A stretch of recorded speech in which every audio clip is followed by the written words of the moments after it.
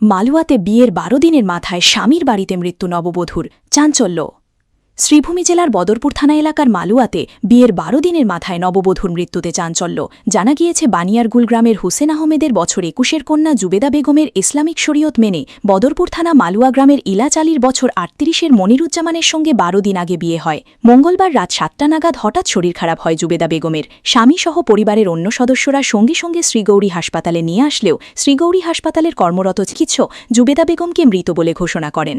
খবর পেয়ে সঙ্গে সঙ্গে বানিয়ারগুল থেকে ছুটে আসেন জুবেদা বেগমের মা, ভাই শাহজান আহমেদ সহ অন্যান্য নিকটাত্মীয়রা। শুরু হয় কান্নার রুল। পরে মৃত জুবেদা বেগমের পরিবারের পক্ষ থেকে বদরপুর থানায় খবর দেয়া হয়। খবর পেয়ে শ্রীগৌরী হাসপাতালে ছুটে আসে বদরপুর পুলিশ। প্রাথমিক তদন্ত করে জুবেদা বেগমের নিথর দেহ ময়নাতদন্তের জন্য শ্রীভূমি জেলা হাসপাতালে পাঠিয়ে দেয়।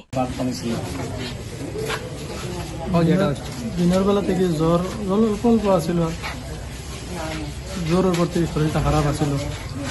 সন্ধ্যাবেলা আমি আইয়া ফার্মেসি থেকে জ্বরের ট্যাবলেট একটা, মাথার বিষের একটা আর গ্যাসের একটা, এই 3টা ট্যাবলেট নিয়ে ঘুমও আসছিল, আমি ডাকিয়া তুলিয়া খাওয়াইছি। সন্ধ্যার পরে আমার লোকে বইয়া চা খাইছেন, তারপরে একলোকে 12 মজা বইয়া খাইছি। তারপরে শরীরে বেজত পরে আমি এসে ঘুমাই যাও, ঘুমাই রয়েছেন। তারপরে বইনে ফোন করছেন হাতিবার লোকে, আমি বলছি আমি ডাকিয়া যাই। আমি বলছেন না, ঘুমাইছে যখন তার ডাকিবার খাম না, ডাকি দিই। আপনার লোকের বিয়া কদিন হয়েছে? আমরা 16 তারিখ বিয়ে হয়েছে।